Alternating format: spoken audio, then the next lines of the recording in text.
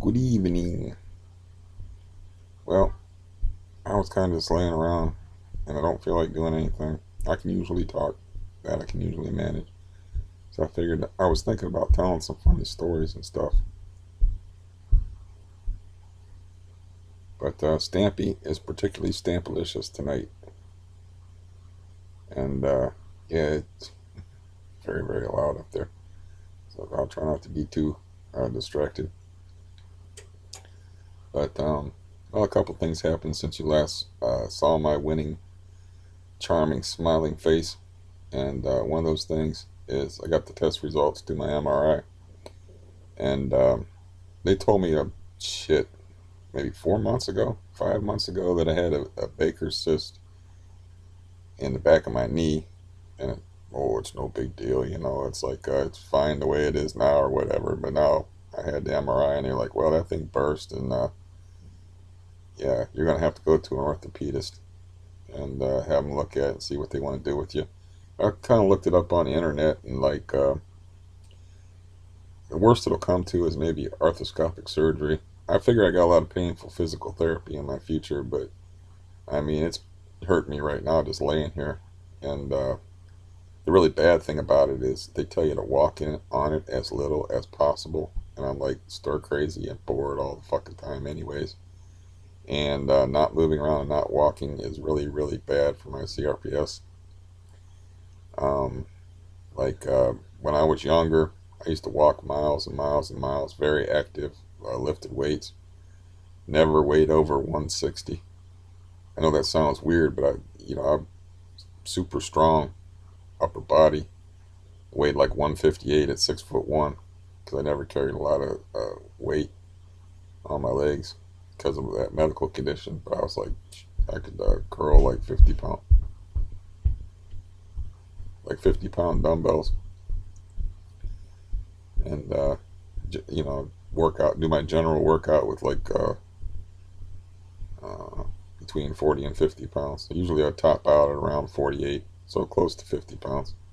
But I did that for a friend once. Him and his dad come over and he said, "You can't tell me you lift these things," because he's looking at me and I weigh, you can tell like I'm skinny and stuff, and the weights weigh about 100 pounds, and I demonstrated it, and the other guy's like, man, it looks like an optical illusion, that little skinny body lifting all that weight, because, I'm curling 100 pounds, weighing 150 pounds or so. So it just looked weird. But yeah, I don't know what the hell's going on up there now, or even if you can hear it, if it's getting picked up. But yeah, so not unexpected news about my leg. My heart feels kind of weird tonight, which isn't cool, which I don't like. I don't feel. I feel pretty awful. Uh, it's my sleep's like severely disrupted, and just not sleeping well, which has nothing to do with that up there. It's just they keep regular hours pretty much. I mean, most of the time anyway. That's just me.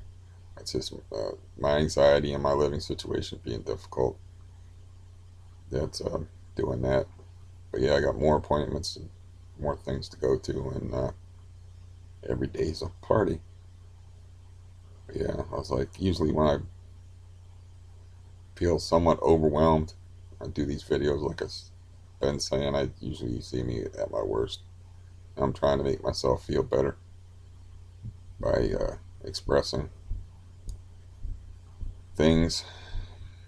But I thought of a funny story, and what made me think of this story really has nothing to do with the story itself. But I was sitting around, I was talking to some of my people, and they had a horrific upbringing. Like my upbringing looked like a party compared to theirs, and so trading stories back and forth, many murders and felonies and other things recited in these stories.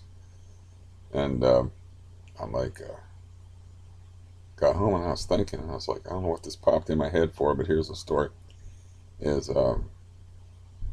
this is let's see, this is I was 16, maybe 17 years old, but I had my spinal tumor removed and they sent me back to school.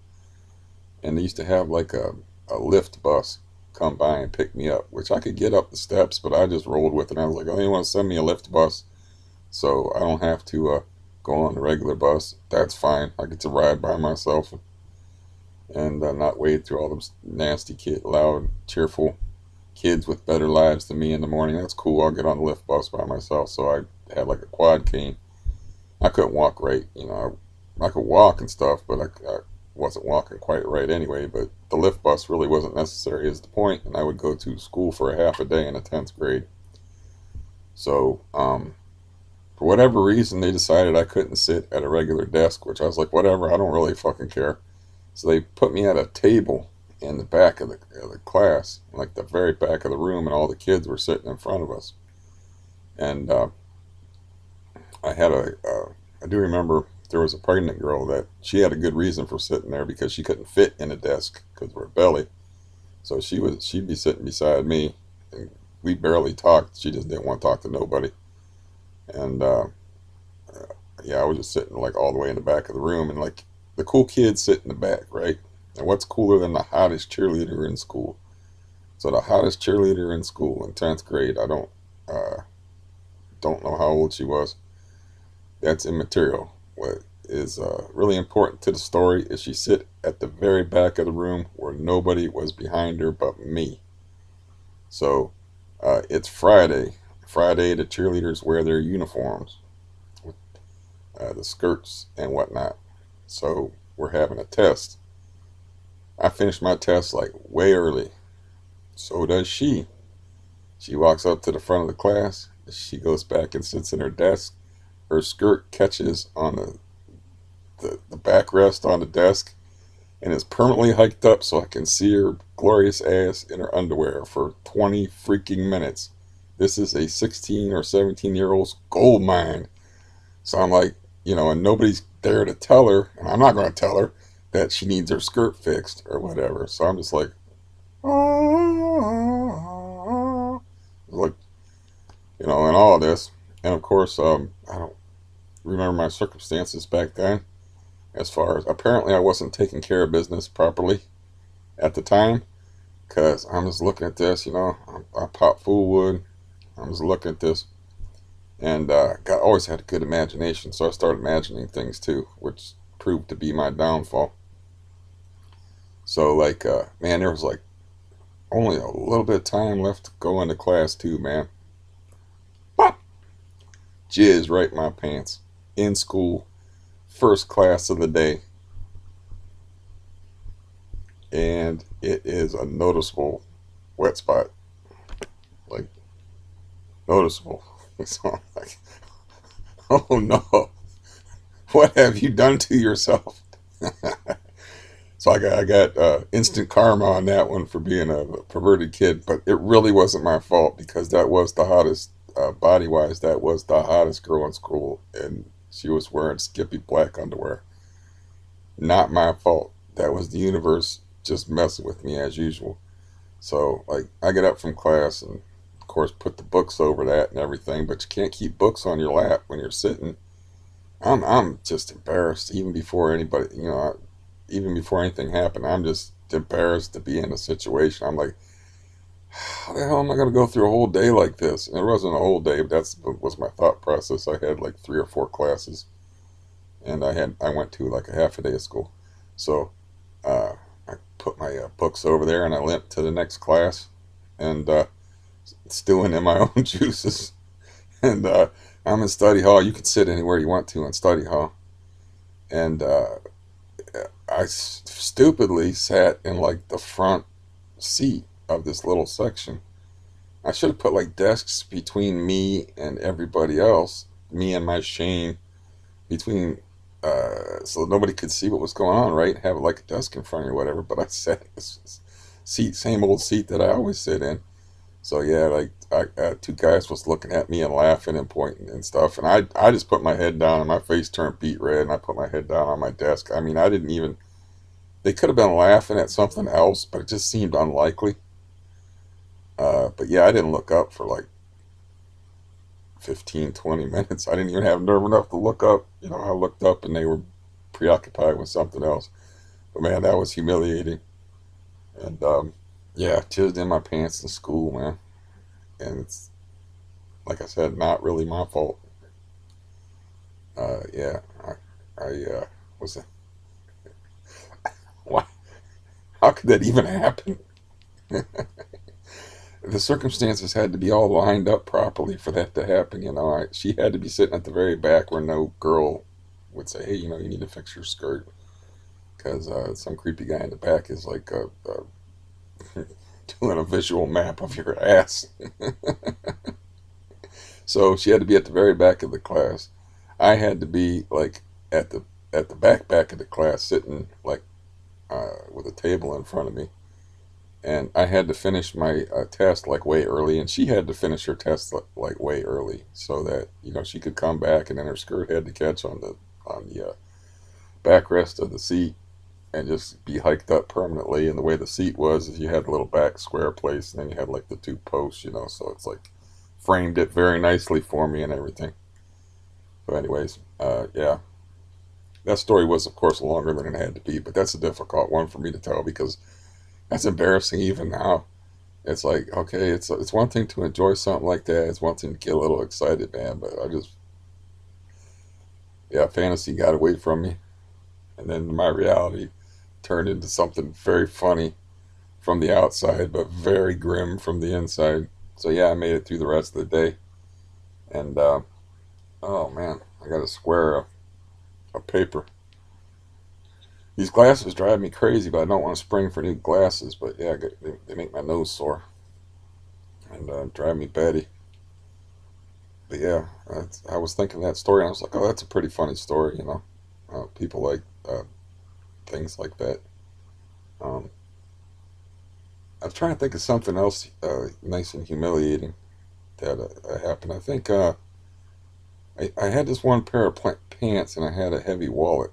And this is how like this is like further down the road where I was like really relatively shameless. You know, I was a young pup with the jizz in the pants thing. But I had like a heavy wallet, and I had these stupid pants that were like they were like a clown pants type of joke because the snap would hold them up, but then occasionally, um, I guess it would be a button fly. The button fly would come loose, and the zipper offered no resistance at all. So right, I'm walking into this place that's like a check cashing place, and at the time they were dispensing food stamps. That's why I was there. I was like, so I rode my bicycle down there, and I wanted to pick up my little tiny allotment of food stamps or whatever.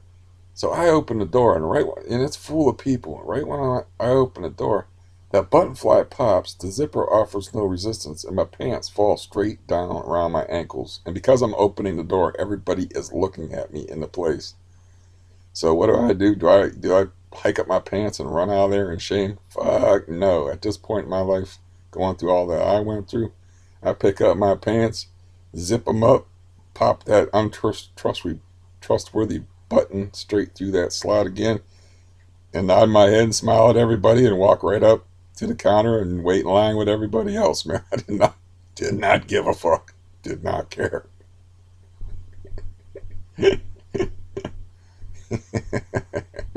That was funny as hell, though, man.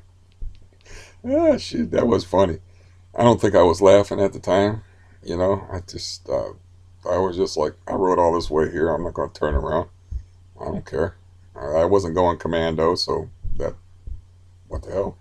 If I was going commando, I definitely would have walked out of there and got on the bike and never gone back to there again. Never went back there again. But yeah, it was just right when I opened the door, and the door like popped open and made that noise and made everybody look up and look at me. Man, pants right down around the ankles. But yeah, that's a good embarrassing story. Um, Other embarrassing things. Another embarrassing story I could tell. Oh, I don't know. I I can't really. I don't think my mind works like that, where I can just call up something like, oh, where I have a file. Like these are things that I never really want to remember or tell people that are too embarrassing. Like these are good stories that like everybody will like. I don't have like a my mind doesn't work like that where I have everything all in manila folders up in here labeled. But one story that I can tell, it's because I'm an older gentleman. Have those stories, gentleman might not be the word to use, but I this is gonna sound crazy to people nowadays. I know this, but this is like in the late '70s. Uh, we used to stand up in the back. My dad had a, I think it was F-350 or something like that. But he had one of the bigger Ford trucks, and he built his own bed for it. You know, he bought it. It didn't have a bed, so he built his own back to it, his own truck bed. And we used to stand up in the truck all the time and hold on to the board, like right behind the cab, the boards that were forming part of the frame, and just like stand up. I don't remember how old we were when we did it. I mean, I'm thinking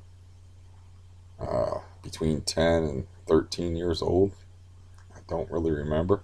I mean, little kids, but I think maybe my dad just wanted to get rid of a kid or two. So he just would go ahead and let us do that. And we would go down the freeway that way, dude.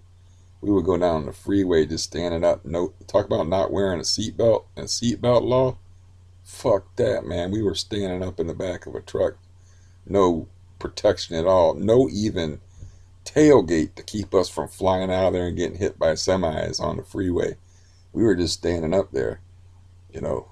And the the way I remember it is the board they were holding on to was be like right there. So there'd be like three kids just standing there going. The truck didn't go very fast. We topped out probably at 60 or something like that. We go like 55, 60 miles an hour, enough to kill you. I mean, you get the point of all that anyway. And yeah, we used to make a game out of like we would go through residential areas and we would like grab trees and stuff while we were riding, standing up in the back of a truck to see who could get the biggest handful of leaves off of a tree. Just like, because you know how limbs and stuff overhang the road. We would reach up and snatch a hold of that, right?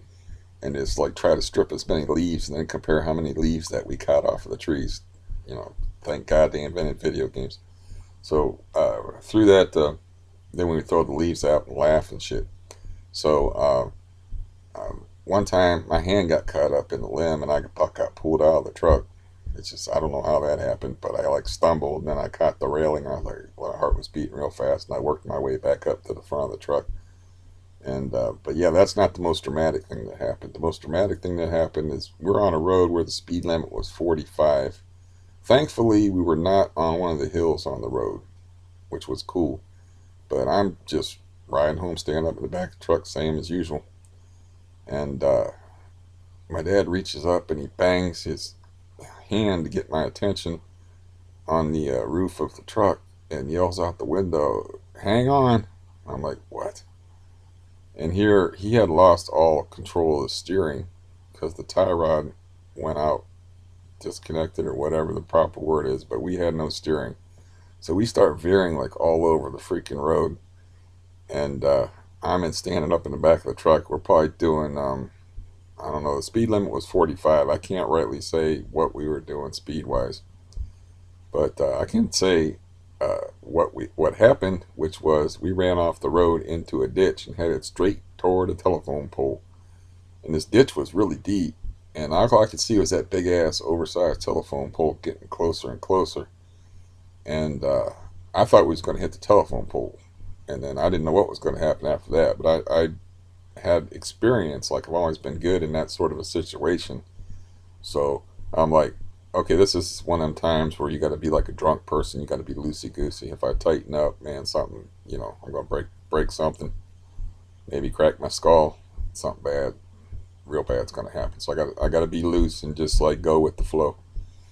And so we're heading toward that telephone pole, but there was, which I didn't see until, didn't really have a good view of, but there was like some ground before the telephone pole and a culvert, and that's what we ended up hitting. So I didn't hit the telephone pole.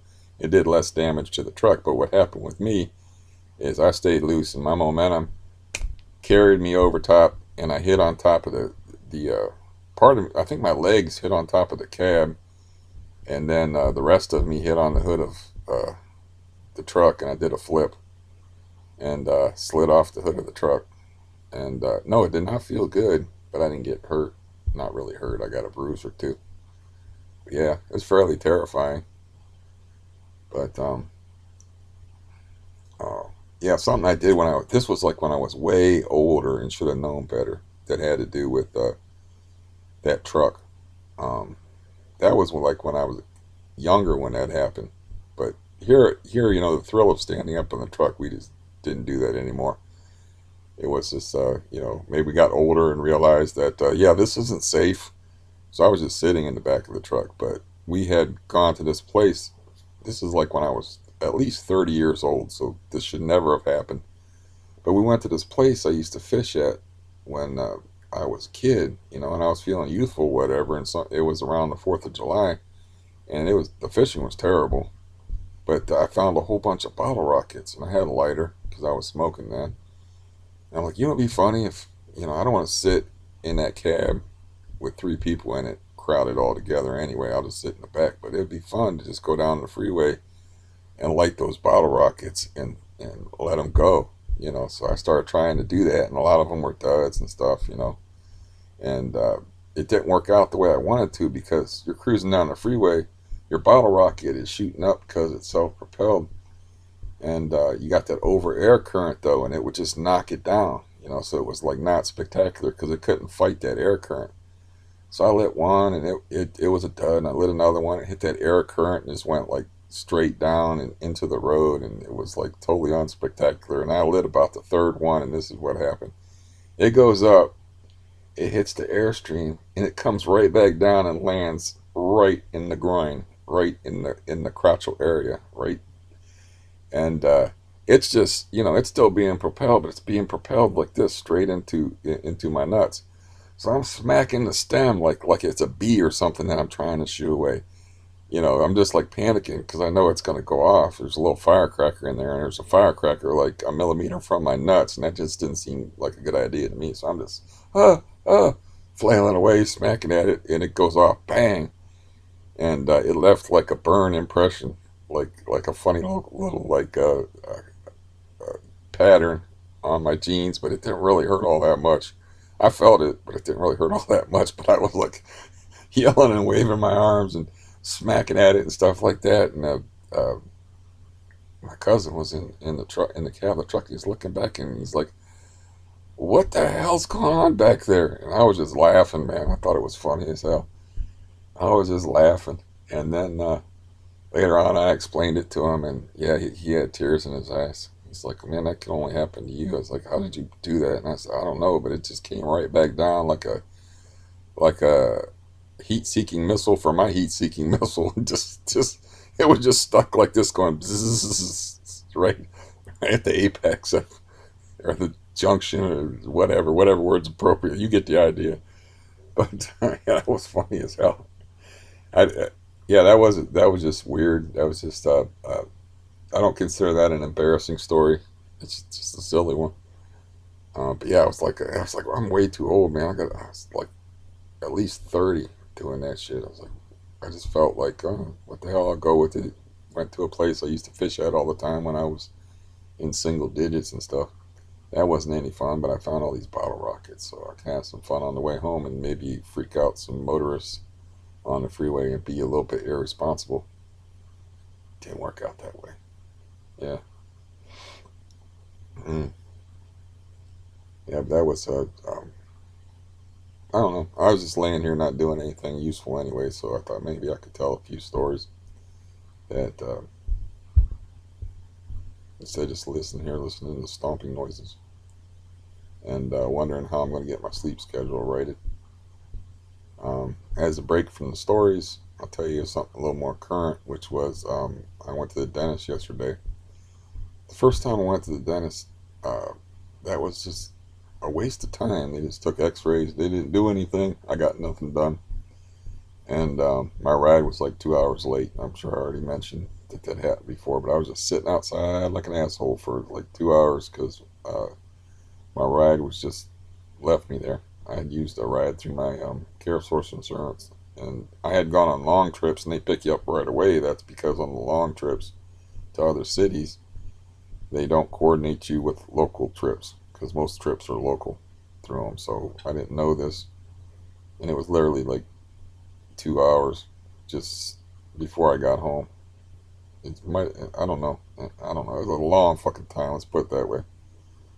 Um, at least an hour and a half to 2 hours just sitting outside waiting after a frustrating dental appointment where you get nothing done. So anyway, I went into the dentist yesterday, and again, things did not work out. I arranged a ride with the Proline bus for crippled people, and the timing seemed perfect and stuff, except for the bus driver showed up late, and then one of the people they had to pick up was at a dialysis clinic, and they were still hooked up to dialysis when we got there, and my appointment was for 2:30, and it was 2:18 by the time we left, and I was actually further away from my destination than my house. So I'm like, man, I am going to be late with a capital L for this appointment. I hope they don't bump me. Say, this guy is late, let's take the next guy. And of course, that's pretty much what happened. And I had allotted 2 hours for the appointment, and she wanted to do a whole bunch of stuff to this poor face of mine. And I was like, well, I've only got till 4:30. I was like, she's like, that's just not going to be enough time. I'm like, well, can we schedule another time? She's all cheerful about it. Maybe she was backlogged or whatever, but she was like, yeah, sure. So all I had was like dental impressions for a partial plate, uh, which I don't know. I've been going back and forth on trying to get dental implants. They're real super expensive, and some people don't even like them. I was like, man, I don't want to pay $5,000 out of pocket for something I'm not even gonna like. I was like, I don't know. I just need like one good chewing surface. Last 5 years has been a steady nosedive for me in like every kind of way. 2 to 3 years of that has been the benzo thing. But a lot of other bad stuff was happening in that 5 year span. One of those bad things is like got like a domino effect going with my teeth. Where I don't know how many teeth I lost. It's like, man, I'm kind of young to be losing all these teeth. But anyways, so that appointment yesterday, I didn't get anything done. I was relying on a guy that works by there, and I really couldn't say, after he worked all day, so yeah, why don't you wait for me for an hour and a half? He owes me money and he owes me favors and stuff like that, but I'm just not going to do that to a working person. Be like, yeah, okay, you had a long, miserable day at work. Why don't you sit in a dentist's office and wait for me for an hour and a half? When I had told you that I'd be waiting outside for you when you got off of work, because he works 2 miles from there. So that did not work out for me. And the sleep disturbance things kind of got me down. I got up at 3 in the morning for a 2:30 um, dental appointment. It's like, oh, why am I awake? I know I'm not going to be able to go to sleep. And my sleeping's been very spotty for some time now. Even though, that's one thing I can say about Xanax. It's really not a sleeping pill, because even though that I'm taking more of it now than I was, I'm averaging probably about 3/4 of a milligram a day now, which is upsetting to me. It feels like a failure. It is what it is. I mean, it's not like it's all been smooth sailing for me here. But I was talking to a guy, and he was saying like he's saying something about my situation, basically that the longer that you're on it, the harder it is. And I'm like, yeah. And that updosing thing, I was remembering that like 3.5 weeks into the whole thing, I was taking a 1/4 milligram a day, and I was completely miserable, but I was surviving, I was eating, and I was able to get out of bed and everything. I mean, I wouldn't say completely miserable, but I was miserable. But I wasn't like I was with the instant 50% reduction, where I'm just laying in bed and I don't want to get out of bed and I don't want to eat and I don't want to do nothing. And I was able to, there's videos of me even talking on here in April, and it's now October, where I'm taking a 1/4 a day, and I'm probably like in a better mood. And uh, yeah, that's a good pause to put there, because I was going to say more quick-witted. I was actually more quick-witted and sharper. And then than I am now, which is unfortunate, but it's been a pretty bad run of luck for me with the leg and the um, family drama and the deaths and or the very sick person I have. Hopefully, maybe they might make it. I don't know. The thing of it is, they're getting her healthy enough to have open heart surgery, so she hasn't eaten for a month and a half. She hasn't been able to eat. Um, just giving her protein through a tube, so that should tell you something right there. So I got that. I had the leg. I got the CRPS. I got the neighbors upstairs. I had the squatters dramas. I had the meth. I had the police. The whole freaking story. So I can't be too hard on myself about that. It's just, I didn't get the control of it, and I can't control my environment. If I was living in a house by myself, I can pretty much say with 100% certainty that I would be off benzos right now. I'm positive because, like I said, in 3.5 weeks I was down to a quarter, and I was thinking I was going to be off of them by May, and that's just not the way it worked out. Um, you know, but that's life for you. Sometimes you walk into places and your pants fall around your ankle, and sometimes ankles, and sometimes a tie rod goes out on the truck when you're standing in the back of it. You had to think of the bizarreness of what that must sound like to somebody below 30 years of age now that, never stopped by the cops once. Not once. We did that all the time. Stand up in the back of a truck on a freeway doing 55, 60 miles an hour. Never, never once had a cop pull us over, say, "What the hell are you doing letting them kids standing there?" They didn't have a seatbelt law back then. Apparently they didn't have a standing up in the truck 10-year-old kid law either. I remember one story about standing up in the back of the truck where I got attacked by a hive of bumblebees. So me and bumblebees have a history. I'm not real crazy about them, but I'm standing up and I got, youthful, long, flowing locks. Always had long hair, and this bee just poink hits me in the forehead, but it catches in my hair, and I don't know that. It's just like, dang. And I'm blanking and stuff. Like, bumblebee just hit me in the forehead, and it got caught in my hair, and it worked its way in my hair, and it crawled behind my ear, and I felt like it crawling and stuff behind my earlobe, and I said, "Wow!" Like it's kind of half panic. I said, "Whoosh," and I flipped it out in front of me into the into the current of the truck. We're still cruising down the road 55 miles an hour. Right back and hit me in the forehead all over again, and then I held on with one hand and I checked my hair to make sure they get caught my hair in that time. But that was funny too. I was like, because I got stung by a whole hive of bumblebees. I got lit the fuck up, man, like 35, 40 stings before I could get in the house and then get those bees off me. So yeah, that was painful. That's not something I'll ever forget. That wasn't my fault though. That was the neighbor's fault. They grew delicious blackberries in their backyard, and the freaking bumblebees made a hive in the middle of that blackberry bush. So I'm out there and I'm picking blackberries and eating them. And I apparently did it for a while. It was like when I was sitting in the cherry tree and I was eating cherries, and I didn't fall. The branch didn't break underneath me for like a half an hour. I was sitting there. I was eating away on these berries, and apparently I grabbed the wrong branch and pulled on it, one that was connected to the hive, and I pissed off a whole hive of bumblebees. Next thing you know, I got a cloud of them, and they're just tearing me up. And I remember looking on my shoulder and seeing one, because they can sting you more than once, unlike a honeybee. And I could see his ass going doop doop doop. I could see his ass. He stung me 3 times before I could smack him and get him off me on the shoulder. I remember that clear as day, looking at his little ass go doop doop doop, like dot dot dot, like a diaphoresis. Is that what that's called? The dot dot ellipsis. I think it's called an ellipsis. I don't know. I was trying to relate it to punctuation somehow. But yeah, another time that I got stung by a hive of bees, because I got stung by a hive of bees 3 times, because like I said, the universe likes to play games with me. And the other time I got stung by a hive of bees was there was a German Shepherd named Omar, and there was an apple orchard at my Aunt Dottie's house.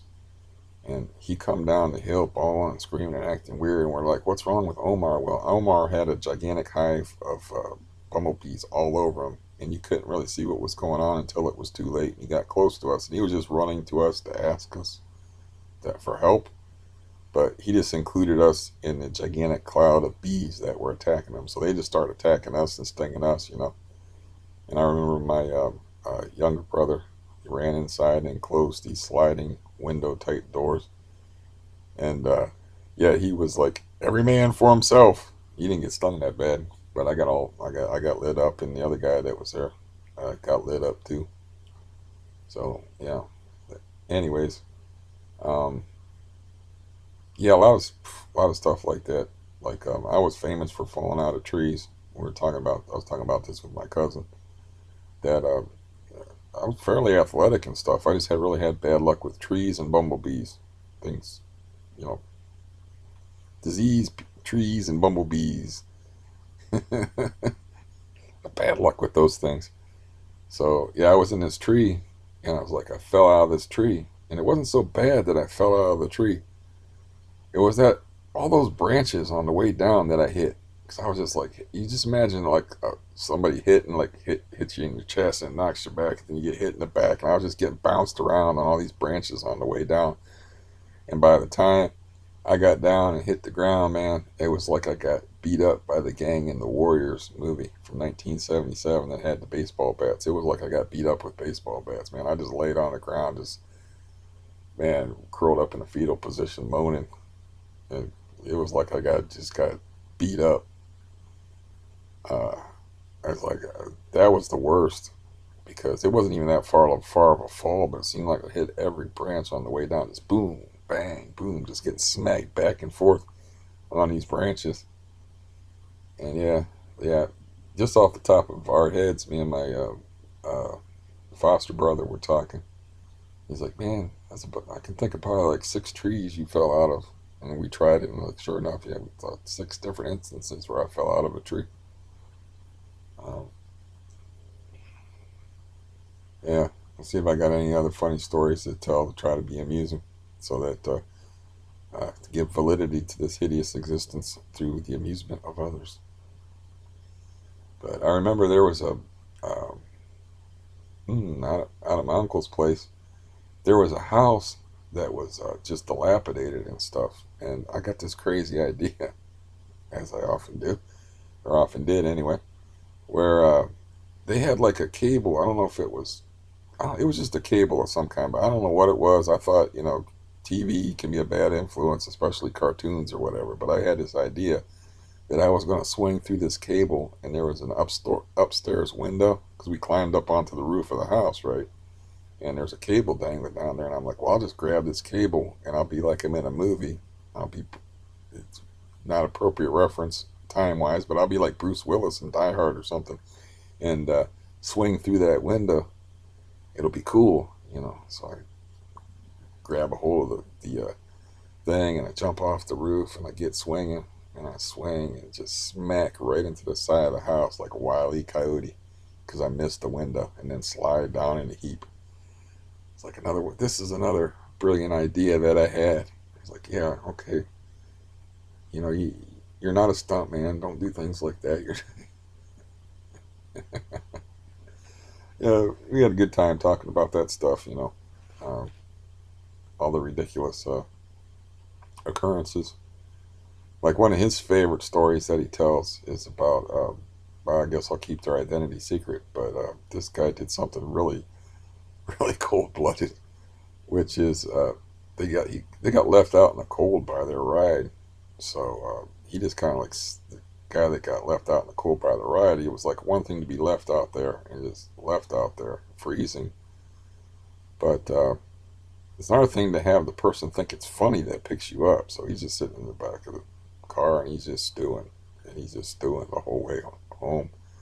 It's a long ride home, so he waits, and he's the passenger seat's here, and he's sitting over here.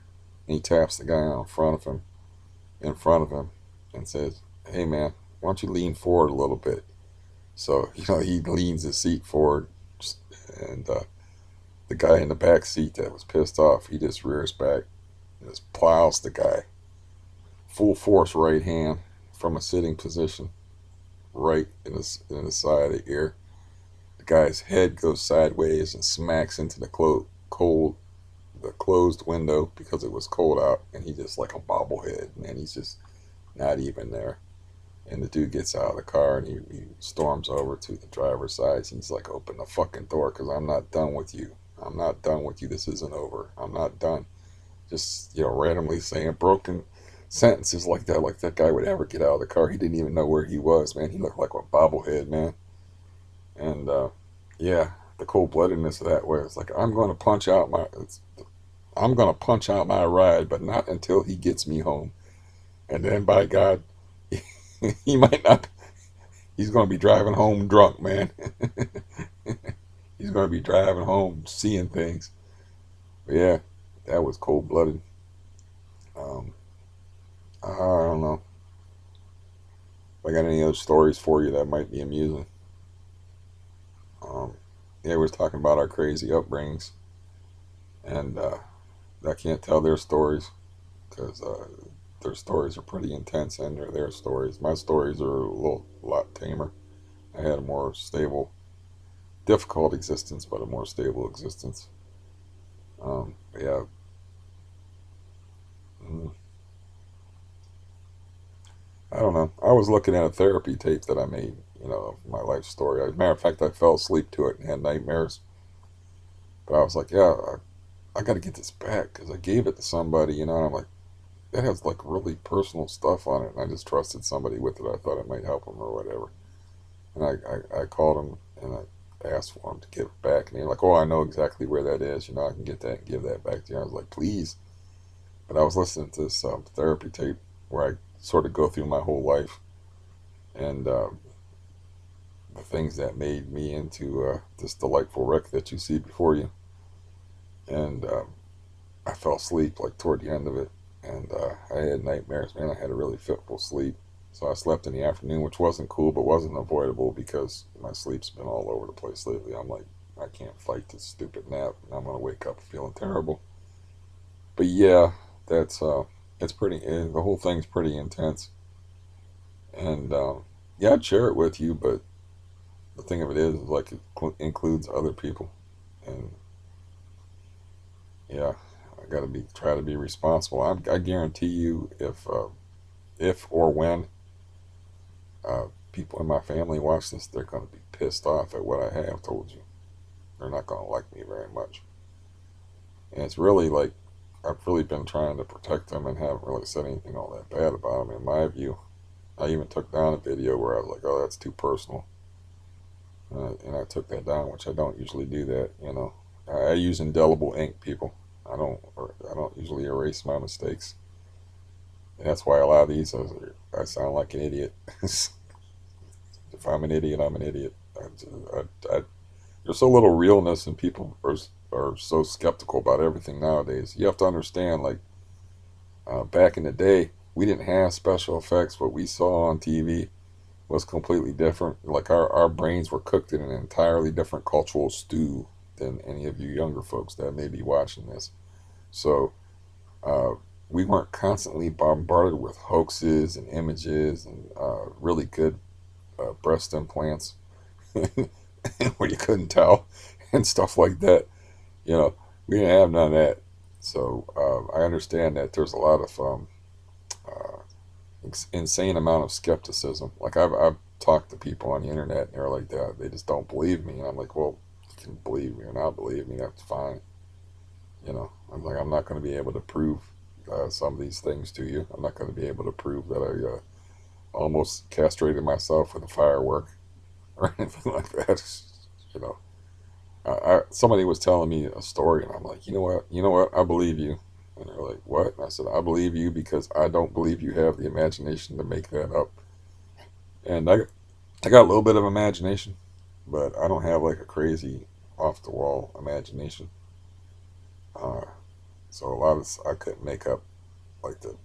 Oh, I was gonna tell you this other story that had to do with standing up in the back of the truck, but it had to do with it in a kind of a strange way. There's a place around here that's called Mile Hill, and it's just like it's literally called Mile Hill, and it's just a mile downhill, but it goes like and then it straightens out, but it's still going downhill, and then it dips, and it just keeps going and going. Well, I had never been out that way before because it's really in another city from where I'm at. But back in the day, I used to be able to. I was like an Ironman type of athlete with a resting heart rate uh, in the 70s because that was the for one thing, I had CRPS, so I was always worried about not being able to walk and being in the state I'm in now. So that kind of drove me. Whenever I would feel bad, I would just go walk a couple of miles. So I could walk from one city to another city. I could ride a bicycle for I don't know 30 to 50 miles. When I was in my late 20s and early 30s. And anyway, so back to Mile Hill. It's like I did not know about Mile Hill, so I hit Mile Hill going about 15, 20 miles an hour. I hit the top of it, and I start going, and I start going. And I'm like, oh my God, I've never gone anywhere near this fast on a bicycle before. And I started to get scared, and I'm like, oh, I don't care I'm not worried so much about traffic because the road was not in good shape, and there wasn't any shoulder to ride on. And I'm like, traffic or no traffic, I'm riding right in the center of the road. The center of the road is the smoothest part of this. It's like, if I eat it here, I am just going to be lying on the road, a bloody heap. I don't even know if I'm going to live through this. I don't know how fast I was going, but here's how I tested it. Because I had gone and stood up in the back of that truck and gone 60 miles an hour. When you go that fast, you can open your mouth and I'll puff your cheeks out from the wind. So I did that with the bicycle. It didn't slow me down much, but yeah, I opened my mouth on the bicycle and let the air go in there, and it puffed my cheeks out and shit, and I'm like, oh, it was terrifying. I was like held rigid and got in the center of the road, and I don't I don't know how fast I did that mile, but it was fast. And then the next time that I did go on that hill again, but the next time every other time that I went on that hill, I would literally park the bike and stop and think a few contemplative thoughts before I proceeded, and just to stop and just roll, and even just stopping and rolling down it. You don't want to ride your brakes in a situation like that, but even doing that, you get up such a head of steam. So I probably went 60 miles an hour on a bicycle, and it was terrifying. No helmet, short sleeves. What that road would have done to me, man. I don't know how people do it when they ride motorcycles, but yeah, that was crazy. Um, I don't know. I guess I should stop talking. I could probably blah blah blah with the stories for a little more. Uh, I figure I'm just laying here. I'm not up to doing anything. My nerves are cooked as usual these days, and it's quieted down up there. Thank goodness. Um, but yeah, at least I'm producing something or doing something. If I'm just making words, and maybe a couple people might enjoy hearing these stories. I don't know if I should let off with the. Then they have a song from on Saturday Night Live where it was like "Just in My Pants." I don't know if I should let off with that one, but that's the one I was thinking of. You don't ever forget something like that. You do that in the first class of the day. That was my first class. It's different if you do it at the end of the day because you only got a little bit of wet spot life to navigate through.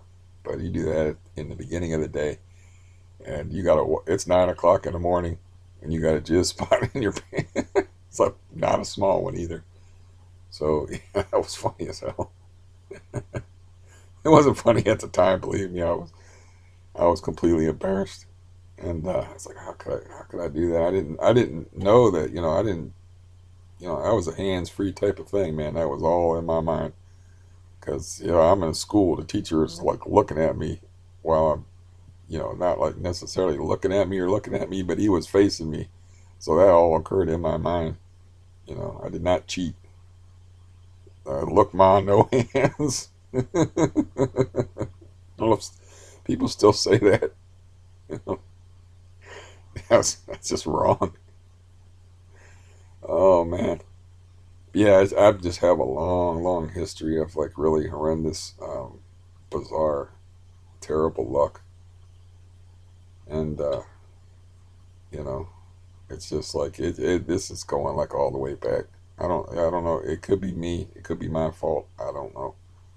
This is like going all the way back um, to when I was little. Even when I was little, stupid shit would happen to me, or I would be involved in ridiculous situations. And yeah, a long history of that. Oh man, what to do when I am done talking here? I don't know. I don't know what to do. It's horrible to be like that because you're kind of like I'm not even supposed to walk at all on this leg. So and my nerves are too cooked to enjoy reading. I could, I get tired of writing on YouTube. I write. I was talking about boxing with somebody forever. It's just I get tired of that. I want to create and make things. I don't play my guitar um, anymore as of June. As a matter of fact, when we had to get together, where I was swapping the stories with people that I know, and I said there was all kind of murder stories and all kind of hideous stories that they had, like that make my stories just look like little fun little vignettes. Uh, but when I was over there, I showed them a video of me playing a guitar that I made for a friend, like in I think it was June 29th. So I haven't really picked up the guitar. I just don't seem to have the nerves for it. For oh, that would be like 3 months now. Uh, and yeah, I don't feel like working on my audiobook projects. I don't know what the hell. I get tired of watching TV and movies. I watched a bootleg of the new Halloween movie. I'm not going to give you a review or spoilers or anything on it, but I don't know. I'd rather be doing something. That's one thing when you get older and the hourglass has less grains in the top of it, more grains in the bottom. Or as Norm Macdonald says, I've seen more uh, sunsets than I'm going to see sunrises. I don't know if that's even right. Anyways, the point being, you get to the point where like, I don't like to think like that, but I start thinking about when I was younger, and I'm like, man, did I mismanage my time? It's like, why was I so stupid when I was younger? Maybe that's part of the fun of being young, is getting to be stupid and getting to be profligate and wasteful with your time. Maybe that's just part of the appeal and perks of being young or whatever. I don't know. But when I think about that now, I was like, man, I could have done so much. I wasted so much time doing this or doing that or just, thinking like this and start. If that's the thing that you regret the most is the way you spend your time. So I don't particularly like, sitting there and watching marathons of TV shows and just laying around with a bum leg. And I, that one day I did housework and I was like, I want to do more housework. I like this, you know. But then my leg wouldn't let me. I about fell over and I grabbed the door jamb. I was like, yeah, this is not a fun situation to be in. But anyways, hopefully this wasn't too self-indulgent and you got a chuckle or two out of it. I don't know. I never know how this goes. I always have like a voice in my head where I'm like, too many words. You're making this too long. Cut it down. That's the thing about writing. It's like that's what you want to do when you write. Is you don't want to you want to keep on point. And I noticed like I was throwing in like I think this happened or I think this went that way. You don't want to throw in too many qualifiers when you're telling the story anyway. But I think I'll end this with a joke. And this is a weird joke. I don't think it's particularly funny, but I enjoy it for whatever reason. But it kind of goes like this. Uh, a heavy-set woman walks into a pet store. As soon as she walks in the door, she hears a voice say, "You're fat and ugly. You're fat and ugly."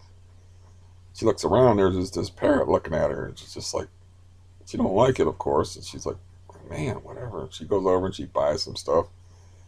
Next time she walks in the pet store again, because it's a new parrot. She just goes to this pet store like all the time.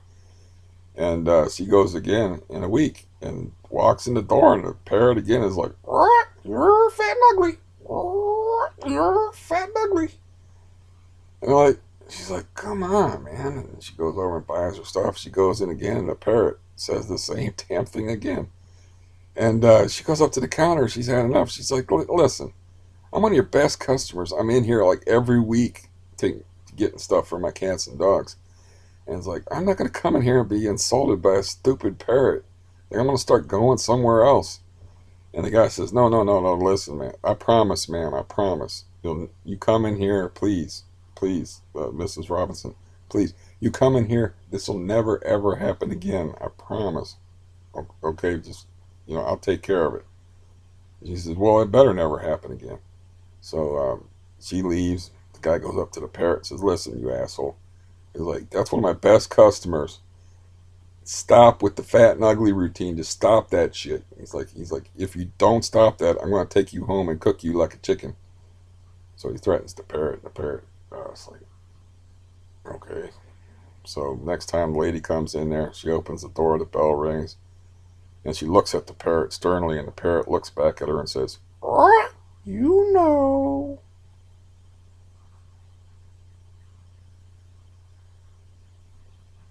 Don't know why I like that joke, but I like that joke. He had insulted her so much, I guess. He didn't need to anymore.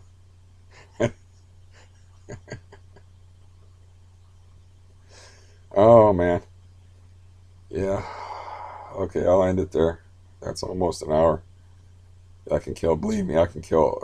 I can be a lot more tiresome and kill a lot more time than this. Uh, yeah. I find amusement in many things. That's one of the things I've been fortunate on. I'm just fiddling with my remote to my air conditioner that I turned off. Got my air conditioner on the floor, and I had it on to block out Stampy up there, but I turned it off to make this video. So that's why I was fiddling with it. So I was thinking about turning that back on. But yeah, I can.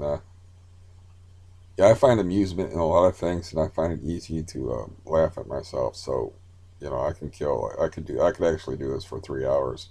So I would never do that though. That's just ridiculous. And see, that's one thing about like I've never had money. I've always been poor. Never had money. I was so poor. Uh, yeah. I used to have, I don't know if this is me that invented this or maybe this isn't original, but I used to eat ambition sandwiches. That's where you have two pieces of bread and you wish you had the ambition to go find something to put in the middle of them. So you just eat two, you're just eating bread, you know? Like when we were young, we would like go fishing with like two hooks and then we'd lose our fish hooks and we'd have to like walk around the pond we were fishing at just looking for discarded hooks. And you're like really careful in about losing your fish hooks. So yeah, I spent so much of my time poor, but it never kept me from being active. And thankfully, that and a dramatic medical turn of events in my life and stuff. It's given me at least a few amusing stories to look back on. Like when I was young, it's like we didn't want to stay in the house, and there wasn't any video games to keep us amused, so we would have to go outside and throw apples at each other with firecrackers in them, or find something amusing to do.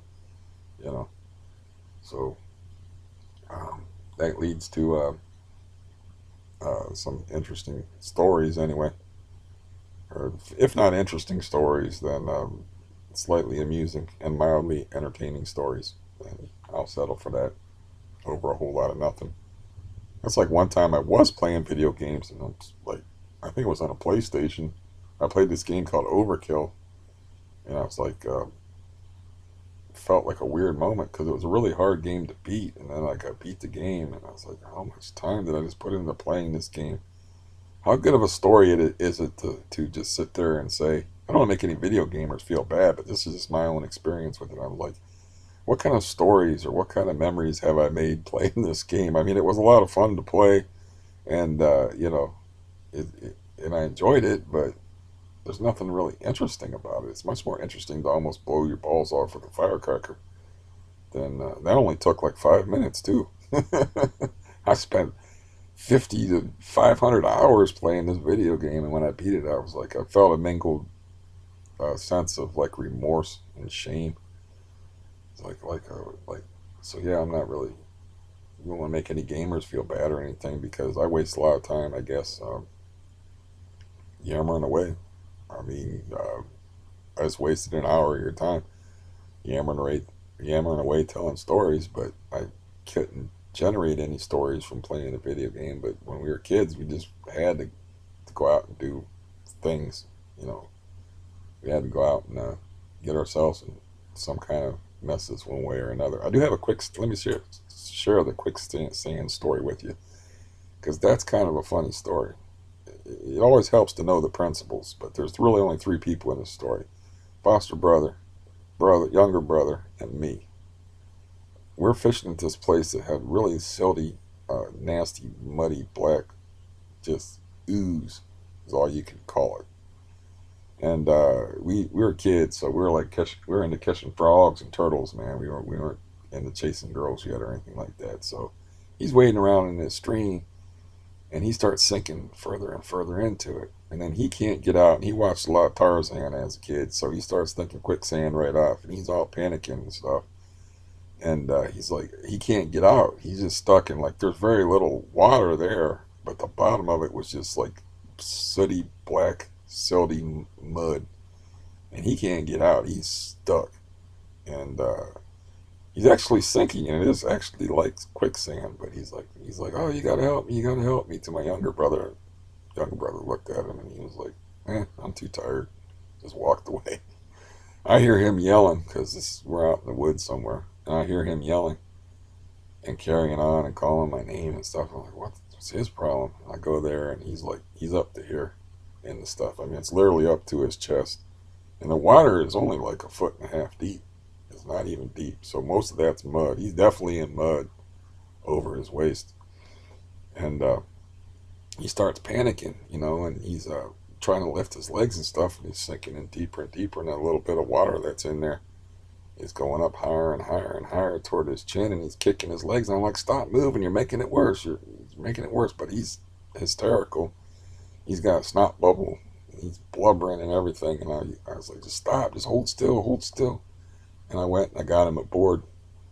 It took me a while to find the board, but I got him a board, and long 2x4.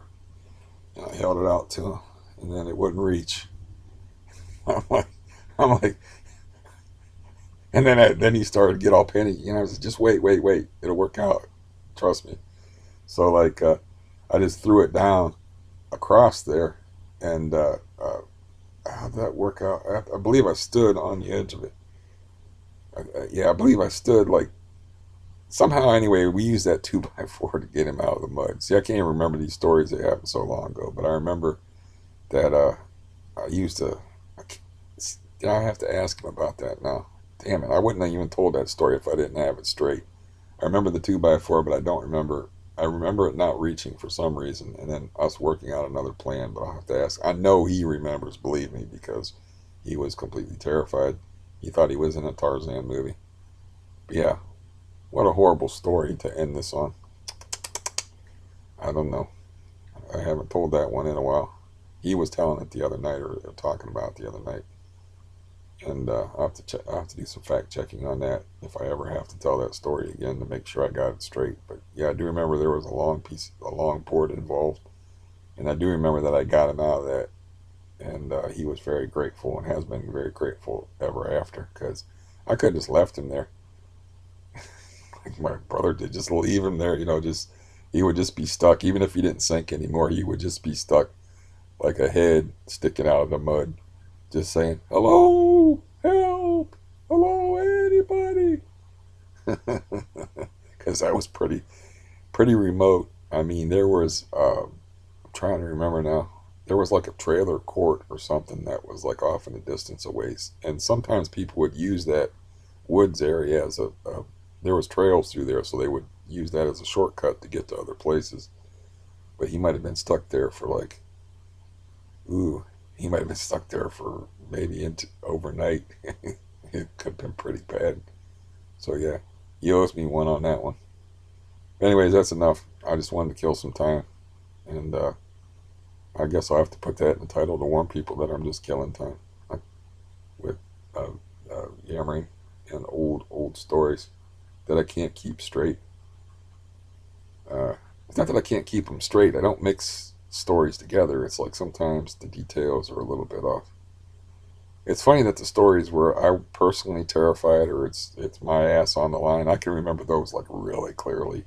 I've when I told the story about the bicycle, I remember that like I was in the middle of it, but that was his ass on the line in the mud, so it didn't leave enough impression 35 years later for me to remember it right because it wasn't happening to me, but like with the bumblebees and the things that happened to me, I remember I remember all those pretty clearly. But anyways, now I'm just stalling, and now I am truly wasting your time. So I don't really. I do have more stories. I always have more stories, but I'm telling them poorly at this point. I feel very much like a yammering idiot at the moment, and not pronouncing my words correctly and whatnot. So now it's time to go, and I will see you some other time. Adios.